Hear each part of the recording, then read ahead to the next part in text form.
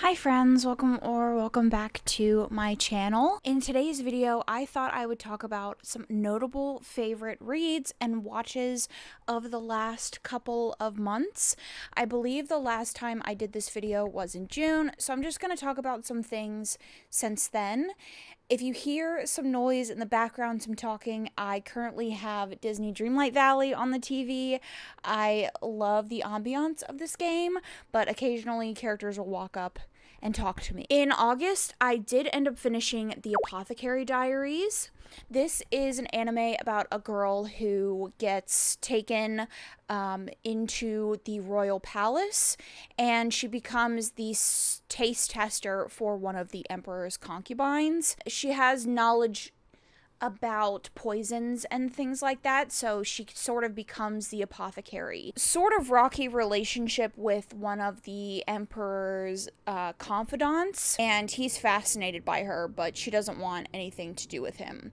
So they have sort of a budding romance towards the end of the first season, but for the majority of it, she thinks that he's just kind of creepy and a little bit of a playboy. I really liked this first season. The animation is gorgeous, and the main character is funny and fun, and the plot lines are pretty interesting. Overall, I wouldn't say it's my favorite anime that I have watched, but I'm definitely chomping at the bit for the second season, and I'm very excited. I believe it comes out this season, so I will definitely be watching more and letting you guys know my thoughts. If you have been on my channel the past couple of months, you'll know that I watched the entirety of the Nancy Drew show recently, and I did recap videos on them of seasons 1 through 4. And overall, I really enjoy the show. I think it's a lot of fun, but it's definitely one of those shows that you don't look at too hard. You don't expect it to make a ton of sense all the time, but overall, I enjoyed it. Overall, I think the characters are interesting. It definitely veers a little bit more into the supernatural and away from like the mystery aspect the further you get into the show. But the further you get into the show, there's some romances in it that I absolutely adored. I love Ace. He's probably my favorite character, and I like the progression of his storyline, and I like the arcs that the characters go on through the series. And it's just fun. It's one of those shows that you can turn on and watch and just not really think about, which I appreciate. I like mystery shows. So even though towards the end of the show, it gets very crazy and unhinged and more supernatural than like real life, I really liked it. And I loved making the videos. They were so fun, and I got to flex my creativity in that way, and I'm very excited to continue this genre of video. But overall, I really liked Nancy Drew. I thought it was a lot of fun. Now, if you have watched my other videos, you know that I play a card game that is Disney inspired, and so my partner and I have made it a mission to watch every single Disney movie that card game has brought in, and there's just a couple we haven't seen yet, like especially some of the newer ones. So we watched Moana, and I freaking loved it. Like how the newer Disney movies are really leaning into like the family sagas. This one isn't necessarily about family. It is about Moana going on an adventure by herself, but there's such strong family connection, and talks about intergenerational experiences and doing your family proud and meeting expectations, but also wanting to be your own person and go off on your own. And they're themes that I think Disney has always tackled, but the most recent Disney movies that we have watched, I think, do it so well. We also watched Encanto, which I loved even more than Moana. I loved the magic system and the family history and the family dynamics in this one. This is a much different Disney movie than I have come to expect, because it doesn't really have an adventure in it, in that you have the main character going out and exploring the world, going on an adventure to get this thing that's going to do this thing for them, that's going to save their people or whatever. This is very much all about this one village, this one family who experienced something horrific and made something beautiful out of it, and their family comes together, but there's some rottenness in their family. There's some poisons that just come with wanting the best for everybody and loving your family so much, but not necessarily understanding them as people. And the family relationships in this were beautiful. This is gorgeously animated. I loved the musical numbers. The musical numbers are jaunty and fun while also being a little bit heart-wrenching, and each character felt so dynamic and so separate from each other. Even the side characters, because this is so family focused, the side characters were all just so good. And this is probably my favorite movie that I've watched recently. It's fantastic. It's definitely on my comfort movie list and very good. And then we also watched Coco, which is an adventure story, but I loved this. It is steeped in Mexican culture, and it also has to do with family and expectations and wanting to branch out and be your own person. The main character has to go to the land of the dead to meet his grandfather, who his family doesn't really talk about. This, of course, is also another heavy musically involved movie, and I loved it. It's very good. I would say it's on the same level as Moana for me, whereas Encanto is just like a step above, but it's definitely one of those movies that has like the rewatchability. The musical numbers, again, are great. I think the story overall is a little bit less enticing, I think, a little bit more old Disney than these newer movies, just in feeling, but I really like it. And like I said, it's definitely on my comfort movie list. I am currently watching the newest season of The Challenge, Era 40. This started a couple of weeks ago, or maybe a month ago. I am really liking it. It's basically a season of all of the big bads. It's like the anniversary of the 40th season, and so they have it divided into the eras of like all the most popular people from each era, 1 through 4, 4 being like the newest era, so like Kyland and Michelle and Olivia and Norris and Horacio and like those people. And then we have obviously era 1 being like CT, Derek, Darrell, Tina, all of them. And I've really enjoyed the season so far. There's been some upsets. There's been some people going home that I wasn't expecting. And a lot of my favorite challengers are on the season that I really love watching.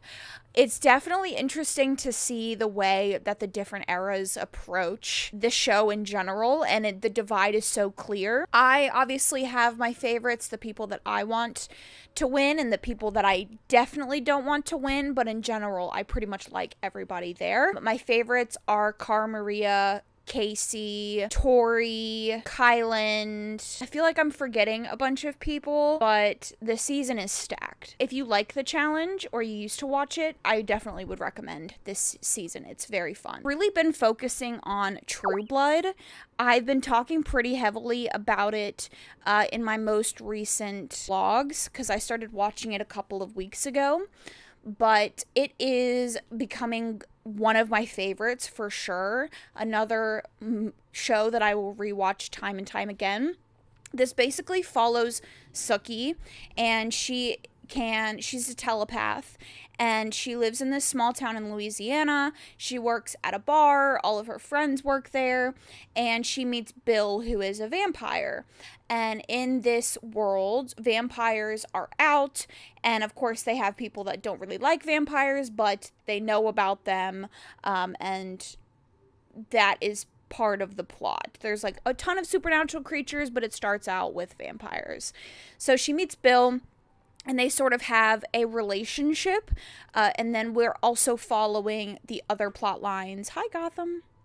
The other storylines going on in the series, and at first, I tried to watch the show previously, I think at the beginning of the year or maybe last year, and I just couldn't get into it. But I watched the first 5 episodes previously, and then when I sat down and re-watched it, like tried to start it again, I just left off where I was, and I quickly became engrossed. I was not expecting to love it as much as I did. It's so fun and engaging.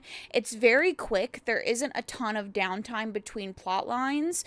So there's like several main plot lines every single season. I'm now on season 3. I think I'm like in the middle of season 3. And there's definitely some plot lines that are misses, but majority of them are so fascinating. I think season 2 is just leagues above season 1, and this show seems to be getting better and better. I will say it's very sexy. It's very much a romance show, but the plot lines are interesting. I'm not as engaged in the romance as I usually am for shows like this, because several of the romances, in my opinion, are a little bit stale and boring at this point, but the characters are engaging, they're interesting, they're all very flawed, and the fact that I'm more interested in the plot than the romances really says something, because I'm a romance girl. So I'm thoroughly enjoying it, and I am a little bit sad at the idea that I only have 4 seasons left. But I'm really, really liking it, and I would recommend it if you're into like supernatural paranormal shows, as long as you can get past the acting of the first couple of episodes. It's very good, very odd, very gory, very creepy, but also tons of fun. And then the last TV show that I started recently is actually Twin Peaks, which was recommended as like a fall show because it centers around this small town. The show itself was filmed in the 90s, edited in the 90s, released in the 90s. It only has a couple of seasons. Follows an FBI agent who goes to this small town because there is a string of murders in the state, and a bunch of women in the town have gone missing and wound up dead. And the FBI agent thinks it's linked to a serial killer, and so he comes to the town and is investigating. And it's all very, very fascinating. The character dynamics and the character relationships are so engaging. They're so mysterious. In this first episode, it is an hour long, but you just get a taste of all of these different connections between the characters and these odd relationships, and there's a ton of different clues and groundwork laid in this first episode that I'm fascinated by. I will say that it's very 90s. The editing is very 90s, the acting, all of it. So it's not going to be for everybody, but I think if you can handle Charmed but like worse, then you'll like it. I'm only into the first episode, like I said, but I'm intrigued. They've done a very good job of like setting up all of these interactions between the characters that I am fascinated by. So I think once I finish True Blood, I'm probably gonna start Twin Peaks. So I'll definitely update you as far as how that is going. That is all of the like TV, movies, and stuff that I really had to talk to you about. So let's go ahead and talk about the notable books that I've read recently. I've obviously read a lot more than I've watched, so I'm really just gonna talk about the books that I have loved. So in July, I did a video reading Allie Hazelwood's most popular romances / her new releases. And like a not great relationship with Allie Hazelwood's books. I don't tend to love them. They like are very middling for me. My experience with her stories are the like women in STEM romances, but I decided to branch out and give her another shot. And one of the books that I read for that video was Bride. Now, this is like a paranormal romance, and it's an ode to like Black Dagger Brotherhood and this sort of like original OG early 2000s, late 90s paranormal romances. and it feels very similar. Now, I will say that the difference between her writing for a contemporary and her writing for a paranormal are not that much different. The characters just have like these paranormal elements to them. The world isn't like massively talked about or explored, but you basically have an arranged marriage between a vampire and a werewolf, and it's arranged as sort of like an alliance binder between the two. They're obviously mortal enemies, and this alliance, this marriage, is supposed to keep them from killing each other, basically. She gets married to this werewolf. They have a relationship. She has to like figure out how to work with the pack. I wouldn't say it's my favorite paranormal, but it's definitely my favorite Ali Hazelwood, and I think her strongest writing is definitely in the paranormal, and I would be fascinated to see what she does in the future. I think this is a very good first book for like an Omegaverse person who's never read Omegaverse before, who's not familiar with the tropes and the writing and all of the terminology and all that. I think this is a good first one, especially if you are transitioning from contemporary romance to like a paranormal fantasy or something like that. I would recommend it. If you're a fan of Ali Hazelwood's writing, it's very similar to her contemporaries. It's still there. You know, all of the tropes and things that she leans into are still there. So I think it's good. I think she should lean into the paranormal romance. Another notable mention from July is Butcher and Blackbird. This I also read for a reading vlog. This one I was reading the most popular romances, and I picked up the audiobook of this one. It is basically a serial killer romance, and this was amazing. This was amazing. I loved it so much. It's so much fun. It's pretty short, and basically the hero and the heroine meet up every year to have this competition where they both have one person that they're trying to kill, and it's a competition to see who can kill them first. It's so funny. It's gory, it's a little bit dark, but mostly it's just fun. The dialogue between the characters is very witty, and I think if you're a fan of like the Mindfuck series and things like that, then you'll enjoy this. It was a little bit shocking for me at the time that this was so popular, because this is a little bit on the darker side, and with dark romance in particular, people tend to not be able to differentiate fiction from real life. This did shock me that this was very popular, but I loved it. I think it was so good, and I'm definitely interested in reading more from this author. It had just the right amount of levity for a story like this, and I was laughing and giggling and smiling the whole time. I believed their relationship. The only thing that wasn't perfect for me was their third act breakup. The third act conflict was a little bit silly, but overall, I really liked it. So into August, a notable favorite for me was A Rivalry of Hearts. I have discovered a love of these like romantic comedy, historical fantasy romances. This was really the one that opened my eyes to my love of these stories. So this is about a human heroine and a fae hero. The heroine is on a book tour in the Faelands for her romance that is incredibly popular.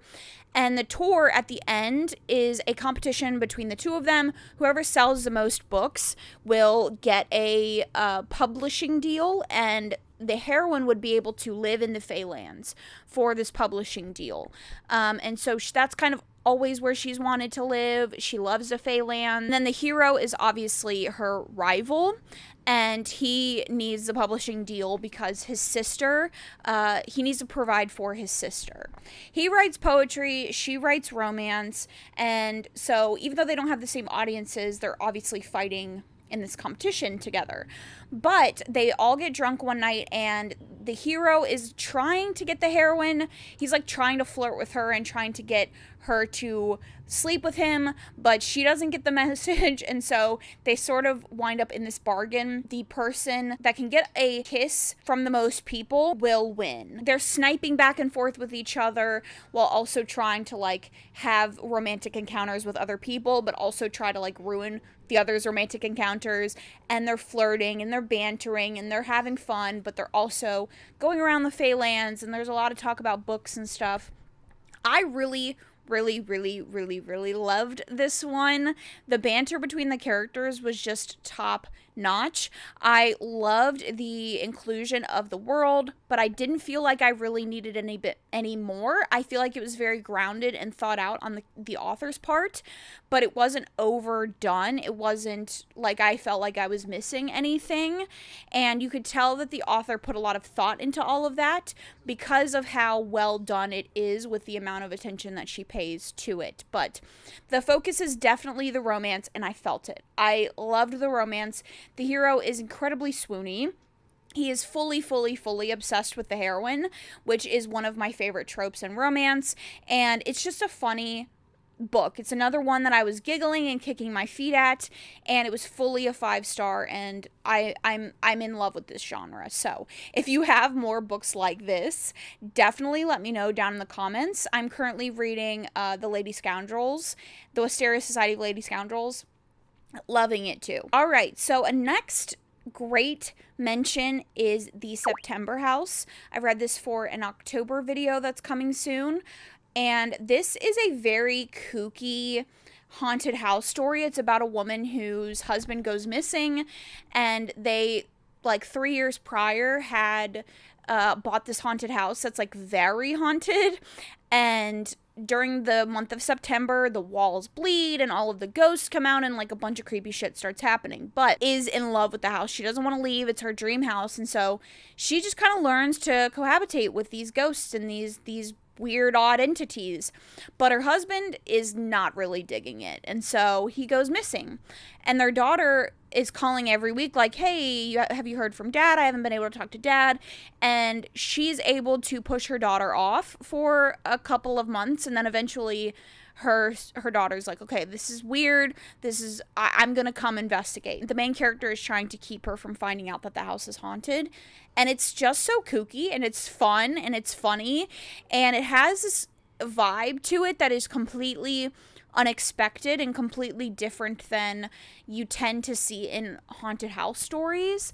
The main character is fascinating. The way that she thinks is so interesting, and as you're unraveling the history of their relationship and this house, you really get to understand the characters and their relationships to each other. The story itself is delightfully kooky, but it also has a lot of darker themes to it that I think if you don't look too far and you just want a kooky story, this is good. But if you want a kooky story that has a deeper meaning and is actually saying something, then you'll find it with this one as well. Next, I read The Midnight Feast, which is the newest release from Lucy Foley. Now, Lucy Foley is one of my favorite mystery writers.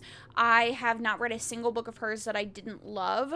This one is very reminiscent of one that made her popular. I cannot remember the name of it, but this one is basically about a woman who opens a like high-end hotel on her on the property that she inherited, and you're following the points of view of all of these people that are connected to her, and there ends up being a murder and a fire happen at this resort, and in typical Lucy Foley fashion, you go back in time and you're unraveling the mystery of what happened to figure out who died, what happened, all of that, and I loved it. It was so good. I think if you like Lucy Foley's writing, if you enjoy the way that she writes mystery and how her stories unfold and how they always have this feminist flair to them and a little bit of magic, you'll really like this one. If you were a fan of that, the one that made her popular, if you're a fan of that one, you'll like this one. If you were not a fan of that one but you liked the Paris apartment, I would say maybe skip this one. I personally loved both, but I can see how like they could be for two different types of readers, and I think this one fits the other one more than the Paris apartment. So in the same hi Bean, you're just getting visited by all of the cats in this video. Read Chasing Cassandra. This is the last book, I think, or the second to last book in the Ravenel series by Lisa Kleypas. This is Tom's book. This is another perfect historical romance from Lisa Kleypas. Tom Severin is arguably the best hero that she's ever written. He's, from almost page 1, completely obsessed with the heroine. Doesn't really get how to like take care of her and care for her, but he knows that he wants to figure it out, and I love an obsessive hero. I love it so much. And I think Cassandra's character is fascinating. She is a twin, and she has always kind of been in the shadow of her twin Pandora, because Pandora is so loud and out there, and Cassandra is a very typical woman. Like, she wants to get married, and she wants to have kids, and she wants all of those, like, that's her aspiration, but her sister has always kind of overpowered her because of just her natural personality. Watching her have her romance was amazing and delightful and perfect and beautiful, and the yearning and the heartache, and it just, I love it so much. Highly recommend. I also read Our Wives Under the Sea.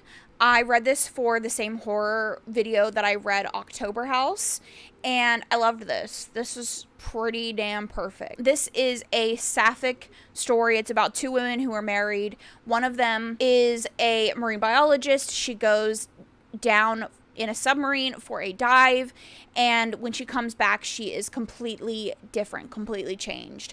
And one of the points of view is her doing the dive, and the other point of view is her wife trying to figure out in the present what's going on with her wife and try to bring her back. This is equal parts romantic and deeply disturbing and creepy and odd and weird, but also a very moving, haunting story that I loved so much. The author's writing is just perfect for the story that she was trying to capture. The ending was brilliant, and the pace of the story was brilliant. I loved it so much. It's creepy. It's great. I recently started the graphic novel series Lumberjanes. This is a middle grade graphic novel series. It follows a bunch of girls at a summer camp, and they discover that some supernatural things are happening in their little summer camp, and they are having to like solve mysteries and save their friends, and they're meeting new friends. And it's so sweet. It's so heartwarming. It's so cozy. There's definitely an emphasis on friendship and the power of friendship, and the adventures are fun. The art style is gorgeous. It feels like a warm hug. It's like a middle grade version of Giant Days. That's how it feels reading it, and I love it so much. I'm up to, I think, volume 9. I've been blowing through it, and I don't plan to stop. It's so good. It's been rejuicing me, and I'm so glad that I picked it up. I would highly recommend. It's on Kindle Unlimited if you are interested in it, and it's just a super cozy, warm read that I think is great for this time of the year. That's all of the books and TV shows and stuff that I wanted to talk about. I have been reading and watching so many good things that I've just been loving so much.